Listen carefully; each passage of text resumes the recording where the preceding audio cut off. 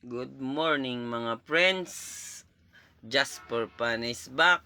Ayan na naman tayo. Maglalagay na naman tayo ng Just for Fun words sa ating mudguard sa likuran. Agang-aga pa. Mga painanti ko tulog pa kaya wala nagbibideo.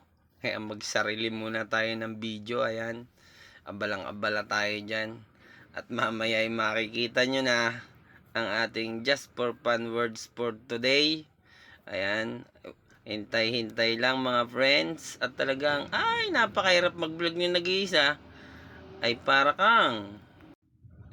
kang self-employed talaga. Ayan, malapit nang matapos ang ating Just for Fun words for today.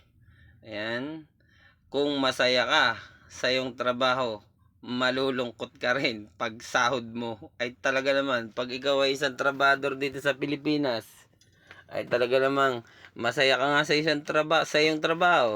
Ay pagsahod mo, siguradong malulungkot ka pag nakita mo ang payslip mo. Abay, biruin mo, pagsahod mo, tapos makikita may bill ng kuryente at bill ng tubig. Ay talaga namang short ka pa. Only in the Philippines talaga. Ang hirap maging trabador. Ay kaya sabi ko sa iyo, mag-follow, like, and share ka na sa akin.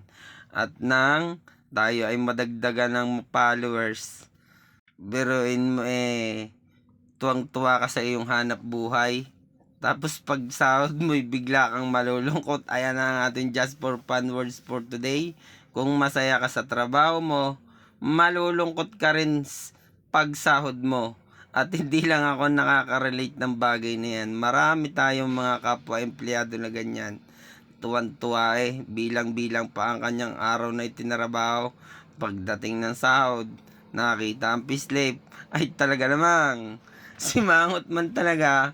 Kamot sa ulo problemado pa at short ang sinahod. Babali ka, hindi ka naman makakabali. Ay bagong sahod nga Ay syempre, dagdag na naman sa problema.